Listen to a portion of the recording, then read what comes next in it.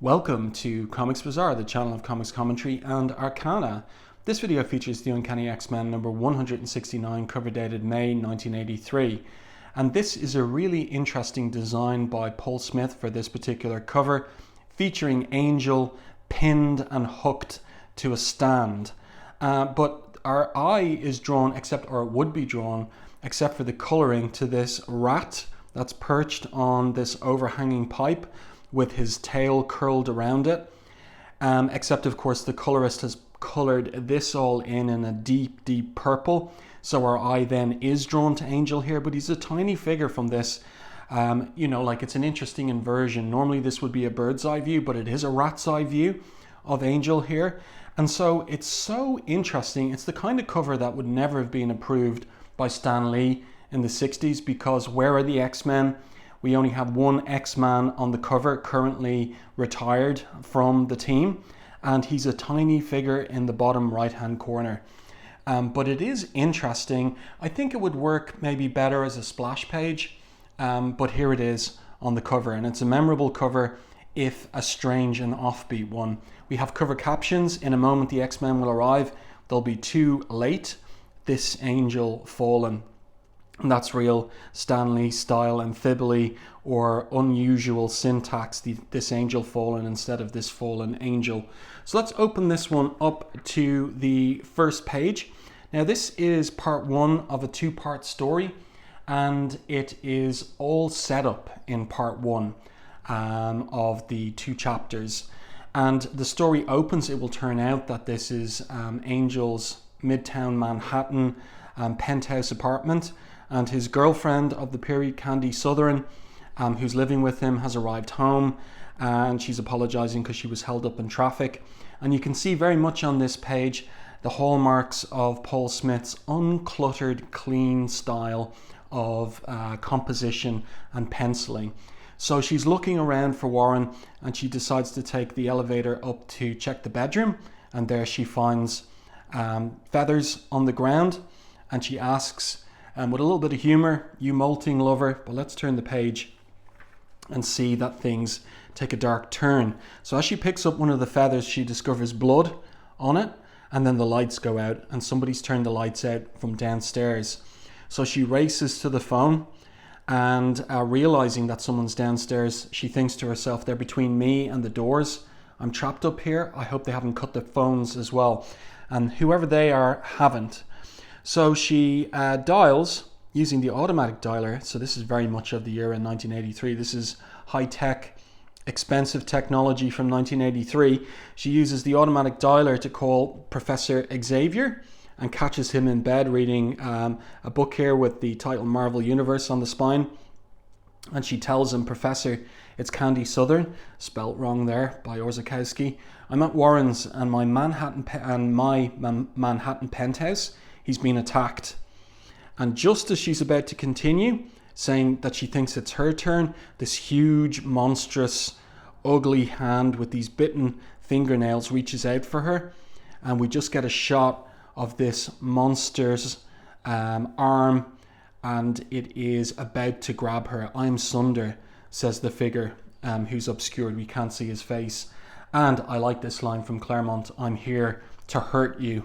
So obviously she screams no, and Professor X hears it down the other line.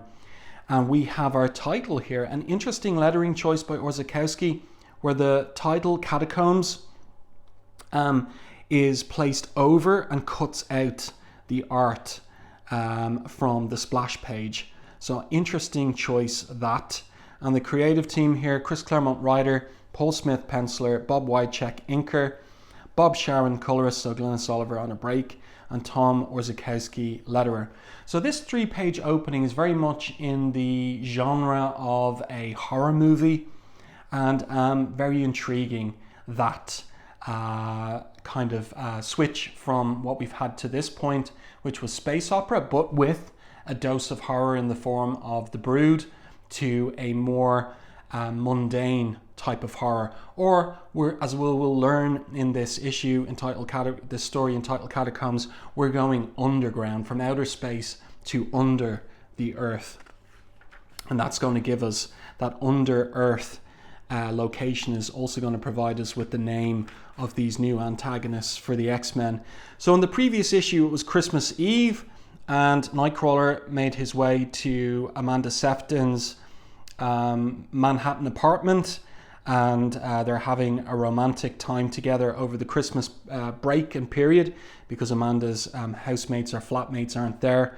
And so we can see, you always get a little bit of sexiness in Chris Claremont's comics, even if they are also addressed to 10-year-olds. He knows very well that he's got 20-something-year-olds reading them at this time period. And so we have Nightcrawler and Amanda sharing a bubble bath together in her apartment. But their romantic moment, and it's as if Nightcrawler was about to propose to Amanda. She says to him when he says to her, speaking of which, when are you going to give up your wandering ways and settle down? Because she's an air hostess, and she says, you sound like mother. Besides, I could ask the same about you. Go ahead. The answer may surprise you. And she wonders, why, Kurt Wagner, are you planning to make an honest woman of me? But interrupted by Professor X with a telepathic emergency call for Nightcrawler. He's responding to Candy Southern's phone call. So Nightcrawler teleports outside the apartment building, straight up high above the building to get his bearings, then cross town to within sight of his target before finally materializing on the skyscraper wall itself outside the penthouse.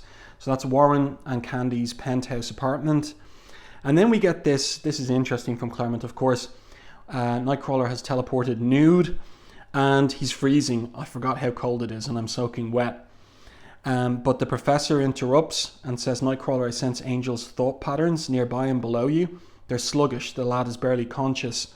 So Nightcrawler here in the shadows. This is interesting. We have the use of a screen tone on this page for the night sky background, but also for the glass of the modern skyscraper building. And here Nightcrawler is disguised in the shadows because that's one of his abilities with his dark indigo fur, that he in effect disappears in shadow, so we can't see him on the side of the building. But he sees Angel being taken down into the subway with the downtown direction on it. I see him, sir. He communicates telepathically with the professor. He's being carried into the subway entrance. Professor, what about Candy? Is she all right? And then this is great. So she's thrown by Sunder out through the window of the penthouse. And it's lucky that Nightcrawler is there in order to teleport out and catch her. And then he teleports to Candy's apartment, not Candy, but rather Amanda's apartment building, and right into that bubble bath. So this is a really, really well handled 2-page action sequence, from him being in the bubble bath with Amanda to splashing back with Candy Southern, an unconscious Candy Southern. Good stuff from both Claremont and Paul Smith. And then we have a scene switch uptown. Fronting Central Park stands the Hellfire Club, probably the most exclusive such establishment on Earth. And who's this figure in shadow entering the club? Among its members is self-made billionaire industrialist Sebastian Shaw. And remember, in 1983, to be a billionaire, that was something. I mean, it's a little bit more common in 2024, but in 1983, that really marks out Sebastian Shaw as quite a unique, rich and powerful individual. Like the X-Men, he's a mutant, gifted at birth with extraordinary abilities that set him forever apart from the rest of humanity. Unlike that team of outlaw heroes, however, he has little interest in using those powers for his race's benefit. So what is his goal? Dominion over the entire world.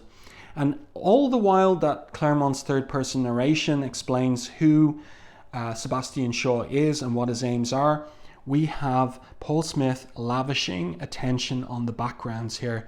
So we have Shaw's study and office here with the antique furniture that he favors, that 18th century style that is the hallmark of the Hellfire Club.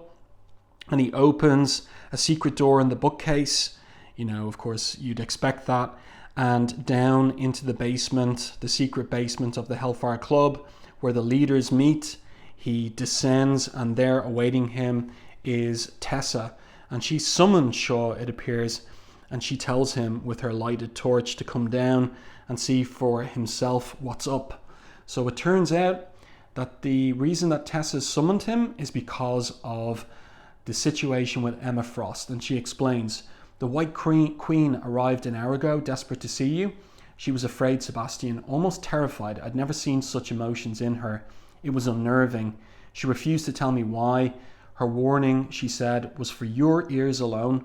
I had the strangest feeling. She was trying to protect me. So Claremont's seeding a little mystery here. And Shaw asking questions that readers might have. Why not communicate telepathically? And Tessa responds, perhaps some force presented her, the same that struck her down. Shaw asks for further explanation, and Tessa says, in mid-sentence, she collapsed. I've examined her and diagnosed her condition as total catatonic schizophrenia, a withdrawal from reality so complete it borders on living death.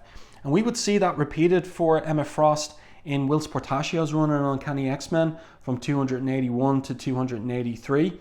But here it is for the first time, a catatonic Emma Frost. Actually, you know what? It's not for the first time, because that battle between Phoenix and Emma Frost back in issue 130 also yielded a kind of a psychically injured Emma Frost as well.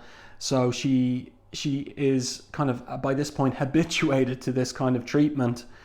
But Tessa continues, her psionic defenses were formidable. To overcome them so quickly would require an antagonist of phenomenal strength and skill.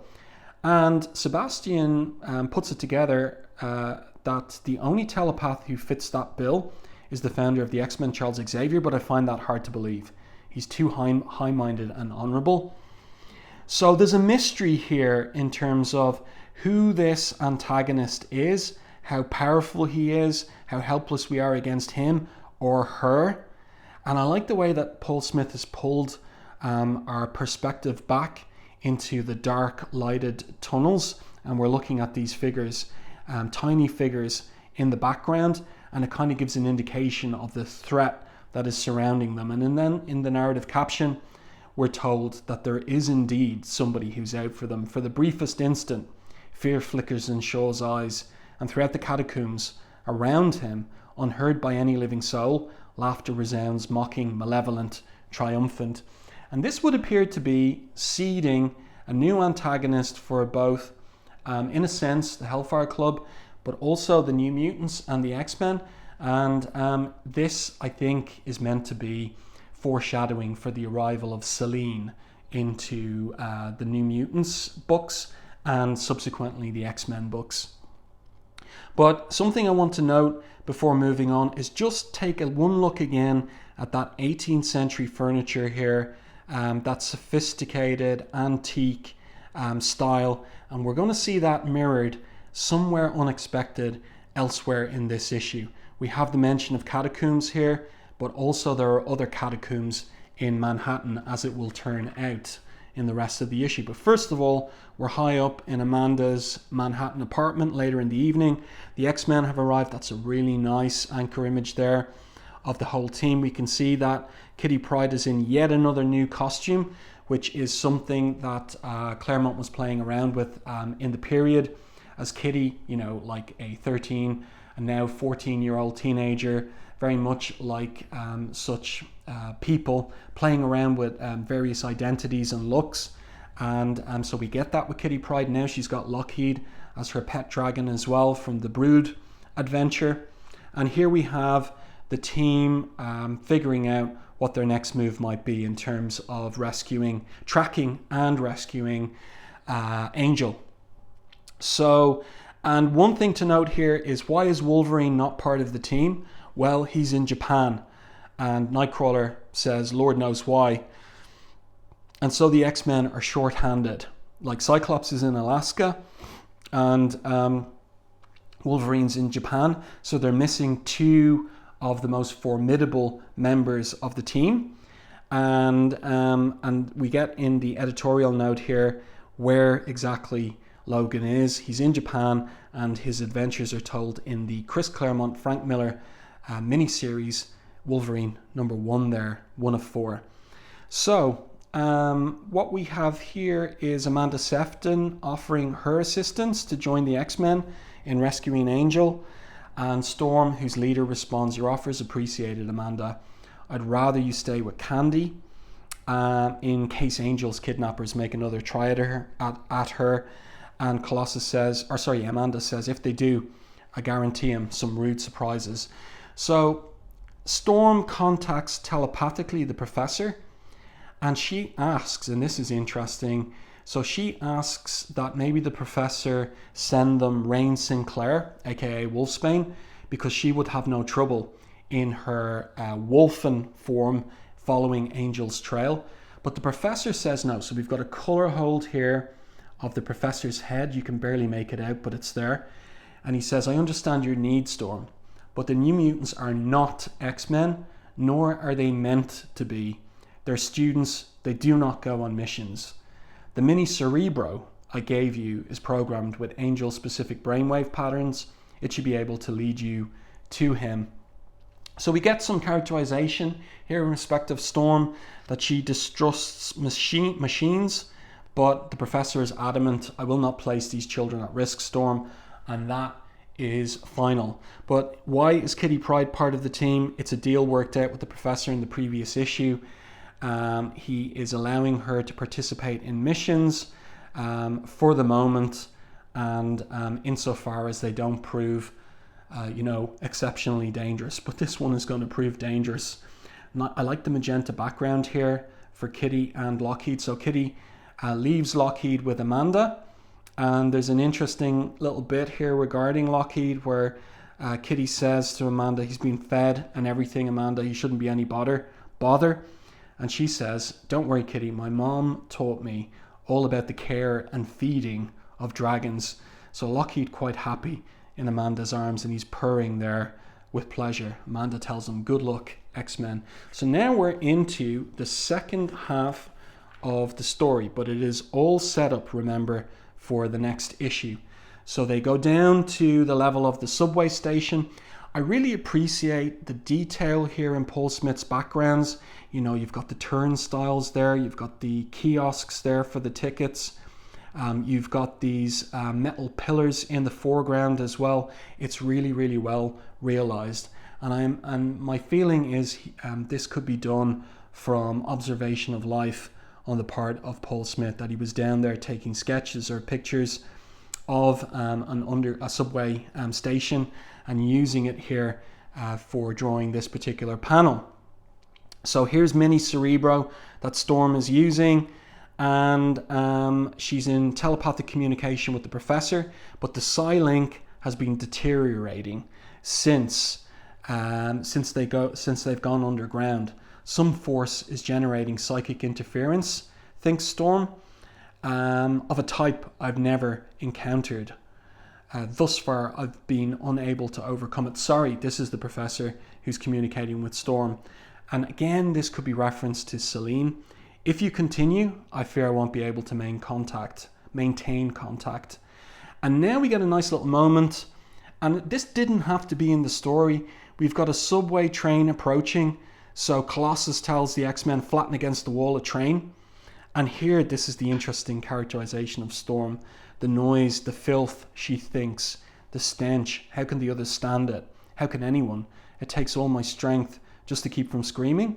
I do not belong here. I like that part. And Colossus twigs to the fact that Storm's uncomfortable. "Are you all right, Storm?" he asks. "I know your fear of enclosed spaces." And she responds, "As a child, Colossus, I was buried alive. That emotional scar was a long time healing. But rest assured, even if my claustrophobia still exists, it is now very much under control." But it's always a struggle for Storm. So even though she's a goddess, she has that Achilles heel as a scar from her childhood trauma. But she takes over as leader. Nightcrawler, take the point, see what's up ahead. So soon they find themselves at a wall that isn't as solid as it appears. So Storm sends Kitty through in order to reconnoiter. And Kitty reveals that there are steps here, beyond the wall. Be careful though, they're steeped and covered in gunk. And there's a little bit of characterization too there in the dialogue between Storm and Kitty, that Kitty's no longer comfortable with her code name, Sprite. You used to like Sprite, says Storm. And Kitty responds, Sprite's a kid's name. I'm an X-Man. So this is all in advance of Kitty developing her new code name, which will be Shadowcat. And in any case, back to the story, they make their way down these steps. But notice here, remember what I said earlier about the ornamentation, the 18th century ornamentation in the Hellfire Club? We're getting ornamented banisters here, or stairs, rails, that are intriguing for where we're going, deep down underground beneath the street levels and subway levels of Manhattan, and yet you're having that level of richness in the ornamentation. And my reading is that there is a deliberate juxtaposition, paralleling, mirroring of the Hellfire Club and the, as it will turn out, the Morlocks, so that we think about their similarities and differences, and the X-Men in between both, in a sense. But the X-Men, as they're making their way down those stairs, that's a really nice down shot of Colossus. I like the perspective on the anatomy as he's going down those steps. That's difficult to do. We've got these monstrous hands here in the foreground, and then they're attacked by these derelicts, these underground people who call them intruders. So the X-Men swing around. You can see Kitty swinging around, Storm and Nightcrawler too. It's good body language and good acting from the characters in the pencils, in Paul Smith's pencils. So a nice 4-panel page here of a fight scene, you know, the kind of thing that we'd expect from superhero action-oriented comics.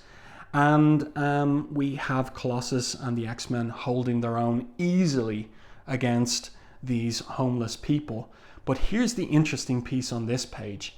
It's the mutants, these underground outsider mutants, and they're looking at the X-Men with hidden hostile eyes, as it's phrased in the narrative caption. And Sunder, because now we get our first full look at him, asks, should we be fighting them, Cal? They're mutants like us. So do they have common cause? Not like us, Sunder, says Mask. They're pretty. They pretty, hate him, want to hurt him. And Callisto responds, be patient, Mask. You'll get your chance. For the moment, we wait and watch to learn what their powers are and how they use them. So they don't know the X-Men. This is their first encounter. But Kitty's up ahead, reconnoitering on Storm's orders. She asks Kitty to scout the area. So here she is, and she spies the Morlocks from behind, because that's their name, of course. But Callisto smells her, girl, young, clean, and shouts, outsider. So Kitty's spotted, and this one, Plague, reaches out to touch her and obviously infect her, but she can't touch her. The girl's a ghost. Yet Kitty thinks, my arm, I was phasing, but it tingled when that old lady passed through me. What did she do to it? So there'll be consequences for that later in the issue. And Sunder throws a punch at the wall after Kitty. So things are beginning to hot up here. Look at his strength there as he pulls out a whole section of the wall. And now Callisto says, let her run. She won't get far. If a single molecule of the disease Plague manifested remains on the girl's person when she solidifies, she's as good as dead. And Callisto doesn't care. Meanwhile, the fight continues with the homeless people, and of course the X-Men get the better of them. That's a really nice couple of panels there of Nightcrawler kicking one of these guys in the jaw. It's a bit much, but in any case, and we have Storm using her elemental powers to blow them out of the way, which is probably the best way to deal with them, rather than, kick them in the head. And here we go. My guess is that Paul Smith liked this panel so much, he got the idea for the cover from it, because we can see the rat, looking down from the piping there with its tail curled around the pipe. So he liked that so much, and the angle as well, that top-down angle, that he used it for the cover too. So now the X-Men are taking stock. Nightcrawler saying the assault broke off as suddenly as it began. Do you think we frightened them away? And Storm saying they took their unconscious brethren with them, so we would have no one to question. Not a good sign. I think this was a probe to test our strength. So I like the way that Storm is thinking, strategically about what's going on in the manner that Cyclops would do. And then Colossus asks Storm, where's Sprite? Should she have not returned by this time? And Nightcrawler chimes in, should we look for her? And Storm says, how, Kurt? Where? We have no way of pinpointing her location or following her trail. My mini Cerebro is set for Angel. Now that seems short-sighted, that it wouldn't be set for everyone just in case anyone got lost. She continues, I cannot recalibrate it. Our only option is to press on after him and hope for the best. And Colossus asks, we cannot desert her, Storm, don't you care? Remember, she's only 14. And Storm doesn't respond. So this is interesting characterization of Storm from Claremont, and it's following on from the Brood adventure where Storm violated her sacred vow never to take a life in respect of the Brood embryo, the queen embryo that was growing inside her. And that marked a turning point in Storm's characterization under Claremont's pen. And she thinks privately here, you dare ask that of me, Colossus. I love Kitty as I would my own daughter. I sent her on that reconnaissance. If she's lost, the blame is mine. But so long as I am in charge, so long as your lives are my responsibility, I must think of the whole, not the one, whatever the cost. So this is a harder-nosed, less emotional Storm that is coming into being in the series. Nightcrawler twigs. She didn't answer Peter's question, and her manner is so cold and distant, he thinks. I've never seen her like this. Impossible as it sounds, could he be right? Nightcrawler asking about reinforcements. Storm pragmatic saying, how do we summon them? Our psionic and radio links with Professor Xavier are being jammed. And if we retreat to the surface, assuming that is even possible, what then happens to our friends? But it's obvious. It's like one thing you'd have to think in a situation like this as they descend deeper into the catacombs is that they're going into a trap. And so Nightcrawler says, well, we're on our own. And Storm says, as always. So the X-Men as outsiders here going deeper into the underground. Nice panel. By the way, I like the choices here on this page where we have the top-down angle, then we have a straight-on angle, perspective rather, straight on, slightly top-up, more top-up, and then a straight-on angle again as they descend down this ladder into deeper levels of the catacombs beneath the city. Let's get past the ads and continue with the story. We're coming to, in a sense, Act 3 of this chapter. However, as the X-Men press on, so Kitty is getting weaker. Whatever, even though she was phasing when Plague reached out and touched her insubstantial form, somehow some molecule got on her and she falls sick and unconscious onto the rail tracks here, or rather into the sewer. But who's this figure in silhouette running after her and addressing or calling out to her as Sprite Child? Caliban. He talks about himself in the third person. Caliban sensed strangers in his home because that's an aspect of his mutant power. It gladdened his heart to recognize one among them as his beloved Kitty Pryde. So Caliban we saw for the first time and haven't seen since Uncanny X-Men 148, and here he is again. And Kitty Pryde this time is turned up in his home. There she is, floating face down in the sewage water. That's a really great top-down shot there. And here he is walking away with her in his arms. And again, I like the decisions made by Paul Smith here in terms of how he's directing the scene, and Caliban walking down this tunnel with the pipes pouring the sewage water into the sewer Really nicely done. Nice stuff. Elsewhere, Colossus crying out by the White Wolf, and they find themselves in a huge tunnel. It's magnificent, says Nightcrawler. We must be over 1,000 feet beneath the city, and although everything about us reeks of age, it is so well maintained that it might have been constructed only yesterday.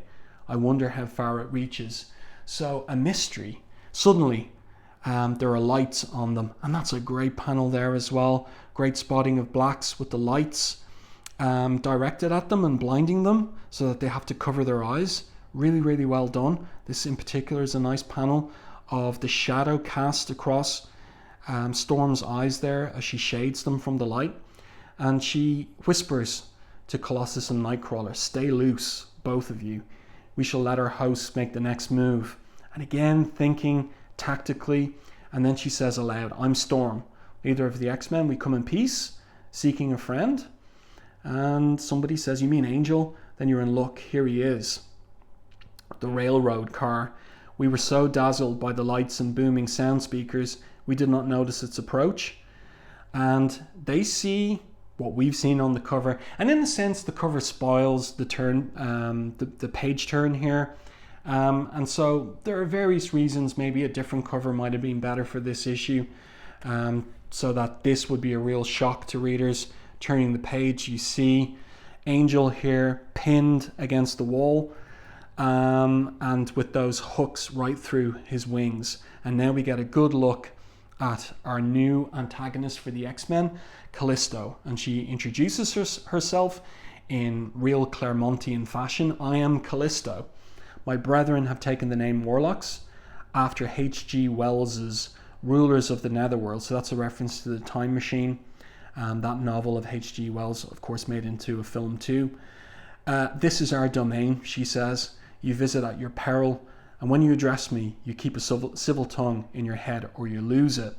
As for why Angel's here, every princess must have a prince, and for me, who more fitting than the most beautiful man in all the world," she says. And Colossus, the innocent here, says, she did such a thing out of love. And Storm, who's not so innocent anymore, says, "No, Peter, desire." Quite a different thing altogether. And maybe a better term would be lust. And then she thinks to herself, so we're getting lots and lots of interesting characterization of Storm in this issue, coming out in her thoughts. And she's thinking here, "I was 12 when I saw a man so gaze at me, a prize to be won, an object to be possessed. My emotions, my wishes meant nothing. Had I fought, my spirit would have been broken. I would have been used, then slain. So instead I ran away from all that I knew and loved, never to return." So Storm, in her mind, thinking back to a dark time in her childhood when she was an orphan and had to live on her wits, and how she was, potential prey to sexual predators. So Claremont bringing in darker and darker themes into his run on the X-Men. And think back to issue 160 and what happened to Illyana in Belasco's realm, and the kind of the hints of how she was treated in that realm, the 7 years she spent there. Yeah, Claremont bringing in darker themes into his X-Men comics by this point in his original run. But then back to the story. Callisto cuts some feathers out of Angel's wings, and she says, this is all by way of making sure that the Angel can't flutter about in the dark and maybe hurt himself, cutting his wings away. And Storm then leaps into action with the rest of the X-Men, exclaiming she's clipping Angel's pin feathers. Without them, he's crippled. He cannot fly. So they act to free him.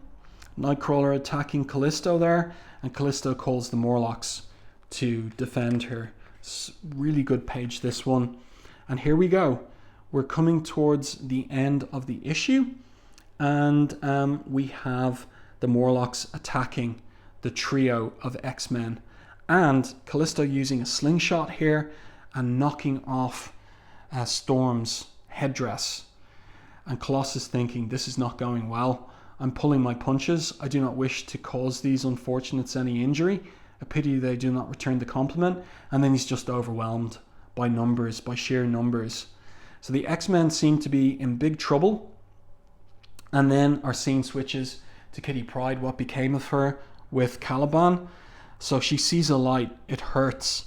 She hears breathing, panting gasps that barely stir the air in her lungs. That's herself. She tries to think, and the effort sets her world spinning madly around her. Her head throbs, her joints ache, her body is soaked in sweat. She's smothered in quilts and blankets, and yet she's quivering uncontrollably, unable to feel their warmth. And this is nice. This is Claremont adding like an additional dimension to the images we're seeing here, which is we're seeing from her perspective as her eyes are opening and beginning to focus on her surroundings. And then she asks weakly, "Where am I? Anybody home? Guess not." She tries to get out of bed. That's not going to work well for her because she has an attack. Her body immediately rebels and she falls back on the bed. She's sick, real sick, she realizes, and somebody's undressed her and put her into a nightgown. So who's done that except for Caliban? And he's arrived back with some supplies, and she falls to the ground calling out for Storm. And Caliban here is aghast that she's unconscious, that she's dying. That Caliban will not allow, he says. She will recover. Caliban will defy Callisto herself and force Plague to heal her. That's Kitty. The Kitty Pryde will know then that it was Caliban who saved her. She will share his home and his life and remain with him in his catacombs forever. So paralleling Callisto and Angel, we have Caliban and Kitty Pryde. And of course, the desires or decisions of these two characters, Angel and Kitty Pryde, are of no interest to either Callisto, and it would appear Caliban, but things will turn out differently with Caliban, who at least has something of a conscience. So there you go. This, as I said, is part one, all set up for a two-parter. Everything is going to pay off in the next issue, most particularly for Storm. And Claremont is going to bring home this new characterization of Storm, no longer someone with living a sacred vow to uphold and maintain a sacrosanct all life. So the letters page here, the letters concerned with issue 165, that was Paul Smith's first on the comic. But there's no real discussion of Paul Smith as an artist in these letters. The focus is more on the story and the characters. And then we get one of these statements of ownership, which contains the numbers of the comics. So the total number of, let's see here, the key figures are printed copies, the average number of copies each issue during preceding 12 months, 507,000. Single issue nearest to filing date, 524,000. So we're getting into the period where the numbers on X-Men are really beginning to rise and rise and rise. And the royalties for working on X-Men, whether as the writer or the artist, are starting to actually add up in this period. So it was towards the end of Cockrum's run that the numbers began to go up, and during Paul Smith's run they continued to go up. The readership was growing and growing of Uncanny X-Men in this period, and it was Marvel's #1 selling comic in the 80s, and a lot of that down to Claremont and what he was doing with these characters. So I do hope that you enjoyed this review and commentary on Uncanny X-Men 169. Let me know your thoughts on this issue in the comments section to the video, and please like the video in YouTube. It really helps the channel, and if you haven't done so already, subscribe to the channel and stay tuned for more content like this.